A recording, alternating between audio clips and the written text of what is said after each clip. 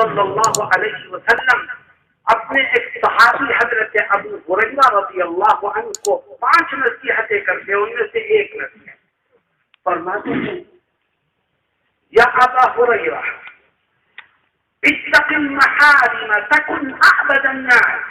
فرماتے ہیں اے ابو ہریرہ، اگر تو بہت عبادت گزار بندہ بننا چاہتا ہے تو آپ اس کا نسخہ میں تجھ کو بتاتا ہوں.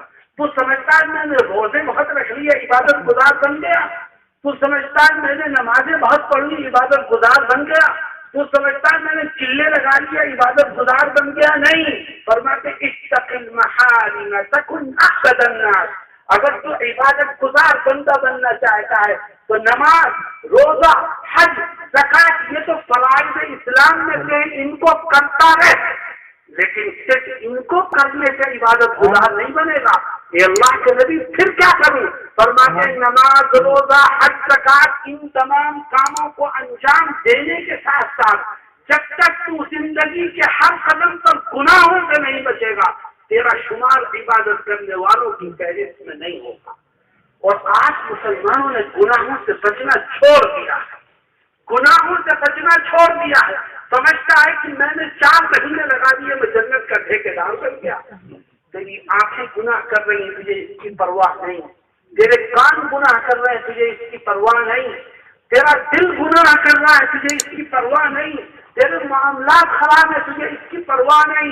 اللہ کا نبی اپنے صحابی کو سکھاتے ہیں صلی اللہ علیہ وسلم اتق المحارم تکن اعبد الناس. اے جوانوں، آؤ ہم طے کریں کہ انشاءاللہ زندگی کے ہر قدم پر گناہوں سے بچنے کی کوشش کریں. دیکھو تمہارے ساتھ اللہ کے نگہبان فرشتے جاسوس تمہارے ساتھ لگے ہیں. تم نے دروازے کو بند کر کے اندر بیٹھ کر تنہائی میں کون سا گناہ کیا تم بھول سکتے ہو، لیکن وہ فرشتے تمہارے نام اعمال میں لکھنا اس گناہ کو کبھی نہیں بھولے. تم یہ سمجھتے ہو کہ میں نے بہت چپکے سے گناہ کیا، بہت چھپ کے گناہ کیا، بہت تنہائی میں گناہ کیا، کسی کو پتہ ہی نہیں چلا. یہ تیری بھول ہے. کوئی دیکھے یا نہ دیکھے تیرا خدا تیرے ہر عمل کو دیکھ رہا ہے. بتا کر اس کو کیا جواب.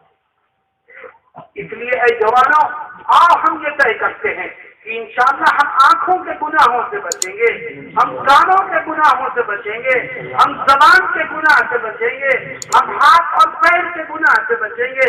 جو گناہوں سے بچنے کی کوشش کرتے ہوئے اپنی زندگی گزارے گا، کل اللہ رب العزت اس کو میدان محشر میں اپنے عرش کا سایہ نصیب فرمائے گا. وہ بڑھاپے میں یاد کرے گا خدا کو.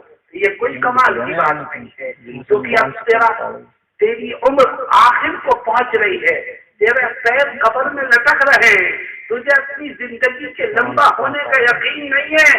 اب اگر تو بڑھاپے میں اللہ کرتا ہے تو یہ کوئی کمال کی بات نہیں ہے. جوانی ہے، تیرے جسم میں طاقت ہے، تیرے رگوں میں دوڑنے والا خون گرم ہے، تیرے اندر جذبات ہیں. تم ان سب کو قابو میں کر کے جوانی میں اللہ کو یاد کرے گا تو یاد رکھ میدان محشر میں اللہ تجھے کبھی نہیں بلائے گا.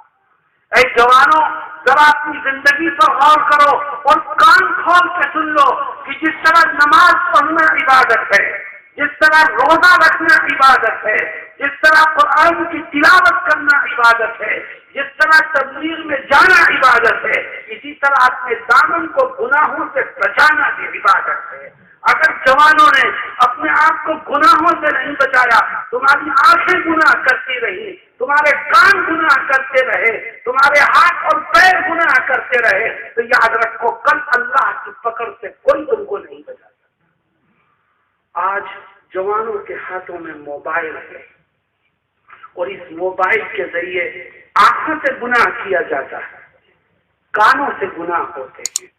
تیرے جسم میں طاقت ہے، تیری نزدیک کسی کی کوئی حیثیت نہیں، تو جس پر چاہتا ہے ظلم کرتا ہے، جس کو چاہتا ہے دھکا دے دیتا ہے، جس کو جو چاہتا ہے کہتا ہے کیونکہ تیرے پاس طاقت ہے تو یہ سمجھتا ہے کہ میرے سامنے کسی کی کوئی حیثیت نہیں. تو بھول گیا کہ تجھ سے بڑی وہ ذات بیٹھی ہے جس نے تجھ کو طاقت دی ہے، اس نے تجھ کو جوانی دی ہے، اس نے تیرے جسم میں گرم خون دوڑایا ہے. اس کو ناراض مت کر، ورنہ وہ جس طرح جوانی دے سکتا ہے، طاقت دے سکتا ہے، اسی طرح اپنی طاقتوں سے محروم بھی کر سکتا ہے۔